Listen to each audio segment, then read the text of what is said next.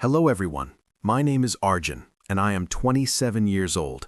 Today, I want to tell you my real story. Not a perfect story, not a movie story, but a human story about how I learned English, how I was scared, how I failed, how I felt ashamed, and how I slowly, painfully, but surely changed my life.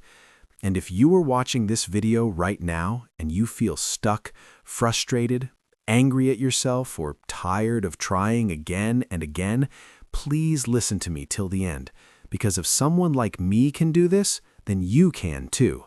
And I promise you that this is not just motivation. This is a map. This is a direction. This is a true experience from someone who was once exactly where you are now. When I was younger, English was not a language for me. It was a wall. A big wall between me and the life I wanted.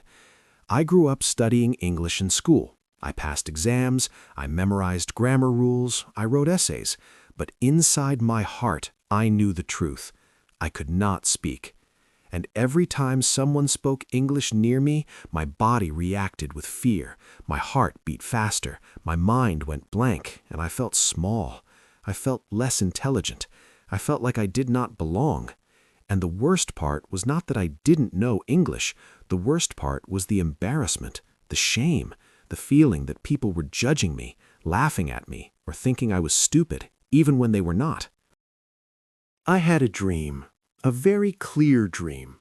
I wanted a good job. I wanted to work in a company where people spoke English confidently.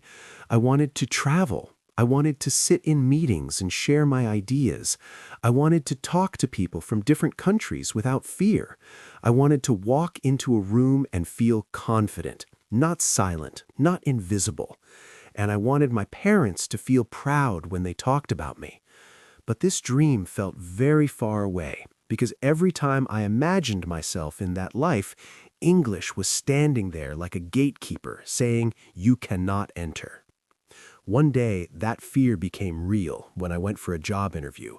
I prepared everything, my resume was ready, my clothes were clean and neat, my technical knowledge was strong, and I told myself that this time I would do well. But the moment the interviewer looked at me and said, "Please introduce yourself in English," my brain froze. It was like someone turned off the light inside my head. I knew the words somewhere, but they refused to come out. My mouth was dry, my voice was shaking, I said a few broken sentences with wrong grammar and wrong pronunciation, and while I was speaking, I could hear my own mistakes, and that made me even more nervous. And in that moment, I felt naked, exposed, helpless, and I knew it was over. And when the interview ended and I walked out of that building, I didn't cry, I didn't shout, I just felt empty. And that night, I sat alone in my room and asked myself a question that changed everything. I asked myself, is this how I want to live my life? Always afraid, always silent, always hiding? And for the first time, I was honest with myself. And the answer was no. That night, I realized something very important. English was not just a subject. It was not just a skill. It was the key to my dreams, the key to opportunities, the key to confidence. And I also realized something else. Nobody was coming to save me. No teacher, no course, no magic book. If my life was going to change, I had to change it myself. And that was the moment when everything shifted inside me. That was my emotional turning point. I decided that I would learn English no matter how long it took. But I also decided that I would learn it in a smart way, not the way I failed before. I didn't have money for expensive coaching classes, and honestly, I was tired of grammar rules that never helped me speak. So I made a decision to focus on speaking first, not perfection, not grammar, just speaking. The first 15 days were the hardest, not because of English, but because of my mindset. I had to fight my own thoughts. Thoughts like, "You sound stupid," "You are too old," "Your pronunciation is bad," "People will laugh." And every day I told myself, making mistakes is not failure. Staying silent is failure. and I started doing something very simple but very powerful. I started speaking to myself. Yes, I talked to myself every day, in my room, in front of the mirror, while walking, while doing daily activities. I described my life in English using very simple sentences. I would say, I am brushing my teeth. I am drinking water. I am going to work. Today is a good day. And at first, it felt strange, even funny, but slowly my mouth became used to English sounds. My brain started connecting thoughts with English words, and I stopped translating every sentence from my native language. I focused on survival sentences, sentences that I could use anywhere, anytime. Sentences like, "Can you help me? Please repeat. I don't understand. Give me some time. I am learning English."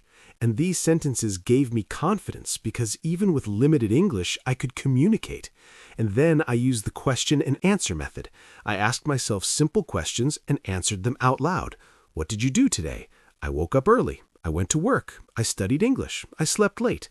And every day I repeated this, slowly increasing my answers, slowly adding more detail. And I did not care about grammar at this stage. I cared about flow. Then I discovered shadowing and echo technique.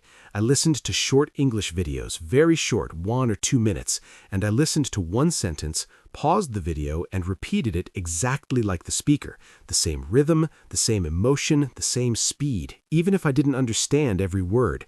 And I did this again and again, and this changed my pronunciation more than any book ever did.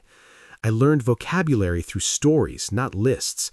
I watched simple English stories, movies, and videos, and when I learned a new word, I didn't memorize it. I used it in a sentence about my own life, and that made the words stay in my mind.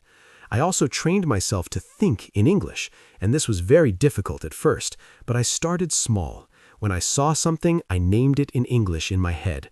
When I felt something, I described it in English, and slowly my inner voice started changing language. I followed a daily English habit. I called it the 2-hour rule. 1 hour of listening and repeating, 1 hour of speaking and thinking, every single day. No excuses, even when I was tired, even when I was busy, even when I felt lazy. And some days were bad. Some days I felt like quitting, but I reminded myself of that interview room, of that silence, and I kept going. Then one day, something magical happened. Not suddenly, not dramatically, but quietly. I was speaking, and I realized I was not translating. I was not panicking. The words were coming naturally. My sentences were not perfect, but they were alive. And for the first time, I felt confident. I felt free, and that was my breakthrough moment. After that, I tested myself. I talked to strangers. I talked to customer support. I joined online speaking groups. I spoke to people who were better than me. And yes, I made mistakes, but I did not stop. And then came the final test, another job interview. And this time, when the interviewer asked me to introduce myself in English, I smiled, I spoke calmly, I expressed my ideas, and I was not perfect, but I was confident. And a few days later, I got the call. I got the job. My salary increased. My life changed. And the best moment was when I told my parents, and I saw pride in their eyes. And that moment made every painful day worth it. Today, when I look back, I understand some key lessons. Mindset is everything. Consistency beats talent. Speaking without fear is more important than perfect grammar. Vocabulary learned through real life is powerful, and grammar will come naturally when you listen and speak enough. And now I want to talk to you directly. If you are struggling, if you feel stuck, if you think English is not for you, please remember this. I was you, and if I can do it, you can too. But you must start today, not tomorrow, not next week, today. Speak even if you are scared. Make mistakes without shame. Be disciplined, because pain of discipline is always better than pain of regret. And one day, you will look back and thank yourself for not quitting. So start now, believe in yourself, and change your life.